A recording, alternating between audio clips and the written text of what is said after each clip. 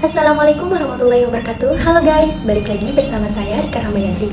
Di video kali ini kita akan membahas tentang ketidakstabilan kadar glukosa darah pada pasien diabetes mellitus tipe 2. Langsung saja kita ke materinya. Di Indonesia pada tahun 2018, penderita diabetes mellitus mengalami peningkatan yang sangat signifikan di setiap provinsi seluruh Indonesia. Hasil riset kesehatan dasar Riskedos tahun 2018 menunjukkan bahwa secara nasional prevalensi diabetes mellitus berdasarkan diagnosis dokter pada rentang usia 55-64 tahun menempati posisi sebagai 6,3%, disusul dengan usia 65-74 tahun sebesar 6,03%. Prevalensi nasional diabetes mellitus berdasarkan hasil pengukuran kadar glukosa darah pada penduduk umur kurang lebih dari 15 tahun yang bertempat tinggal di perkotaan adalah 1,9%, sedangkan di pedesaan yaitu 1,0%. Dan di Sulawesi Selatan sendiri, menurut hasil riset kesehatan dasar yang dilakukan oleh Kementerian Kesehatan Republik Indonesia tahun 2018, prevalensi diabetes pada tahun 2018 meningkat menjadi 1,5%, yang sebelumnya yaitu 1,4%.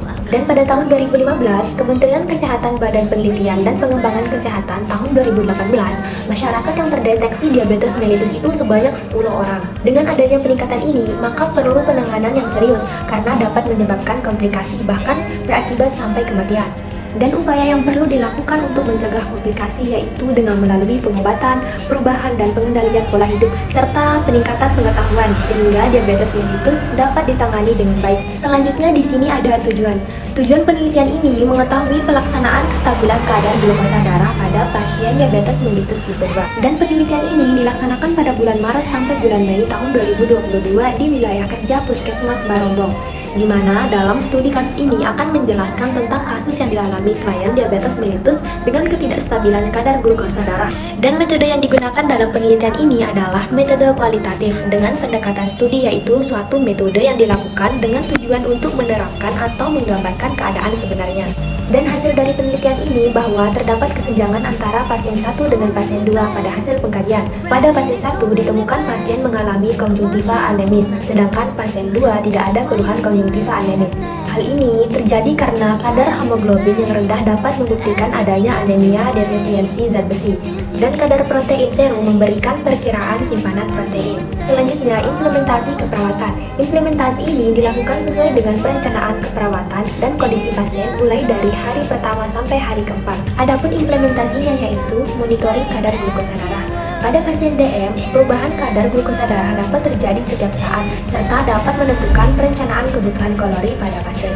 Identifikasi kemungkinan penyebab hiperglikemia yaitu disfungsi pankreas, resistensi insulin, gangguan toleransi glukosa darah, dan gangguan glukosa darah pusat. Identifikasi kemungkinan penyebab hiperglikemia ini yaitu disfungsi pankreas, resistensi insulin, gangguan toleransi glukosa darah, dan gangguan glukosa darah pusat.